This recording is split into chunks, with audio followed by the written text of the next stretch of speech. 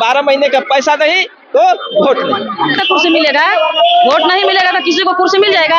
चुनाव से पहले लागू कर दे, नहीं तो अब वोट नहीं देंगे।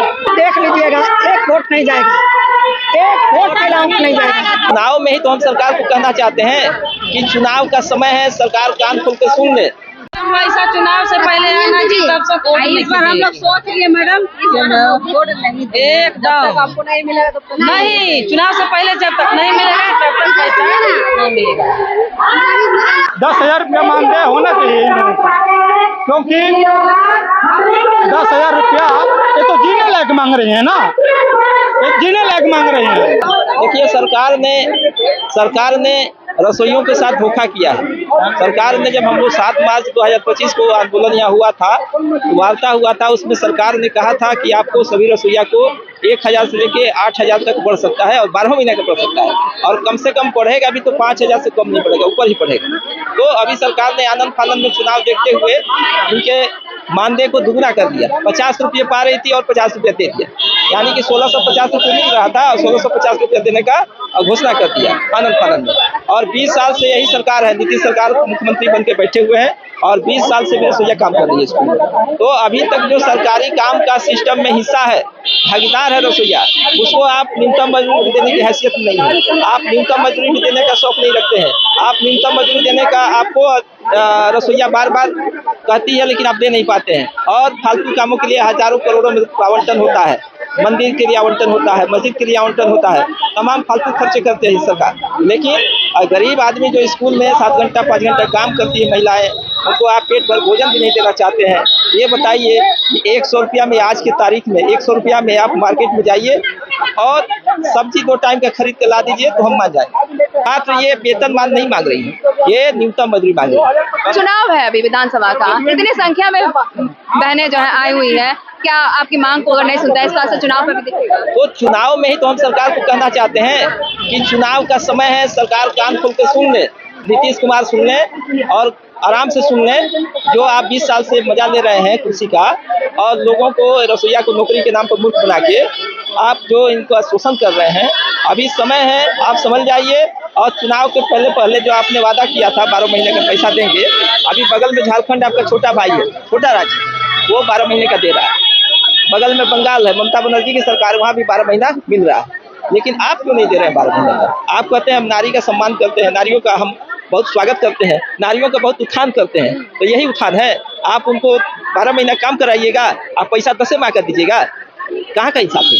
तो मैं सरकार से ये आक्रोश रैली आज रसोइयों पर न्याय दिलाओ आक्रोश रैली है, और इसमें मैं सरकार से रसोइयों से आह्वान करता हूँ कि जो सरकार आपको 12 महीने का पैसा देगा चुनाव के पहले, उसी को वोट देना है।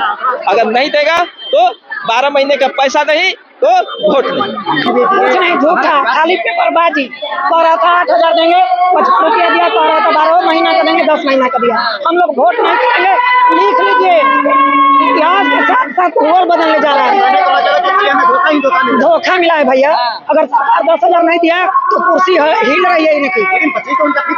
अरे आप देख लीजिएगा, एक वोट नहीं जाएगा, एक वोट का अलाउंस नहीं जाएगा। अब बताइए, हम लोग का 5 बाल बच्चा है, 3,300 रुपया दे रहा है, केवन हिसाब से केवन मजदूरी हम लोग को दे रहा है मैडम?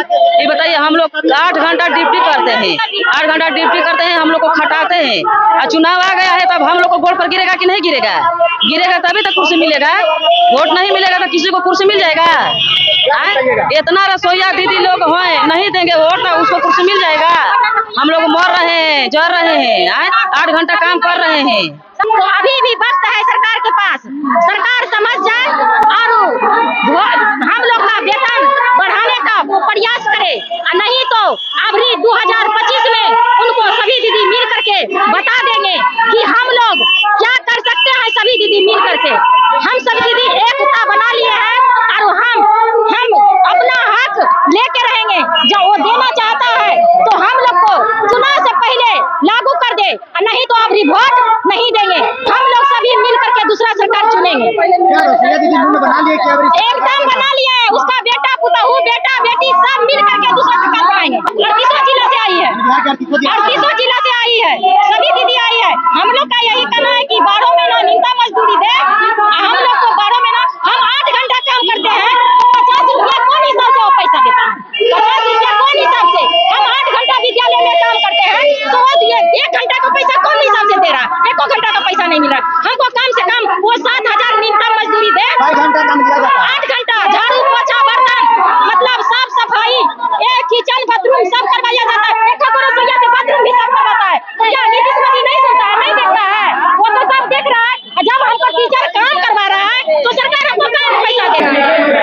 हम यही कहना चाहते हैं कि अभी तो इलेक्शन के बारी आए हैं, 10 साल से 20 साल से मेरे दीदी रोज 2 रसोइया खाना बना रही है, तो दीदी के हटा दिया है और 6 महीना से वेतन नहीं दे रहा।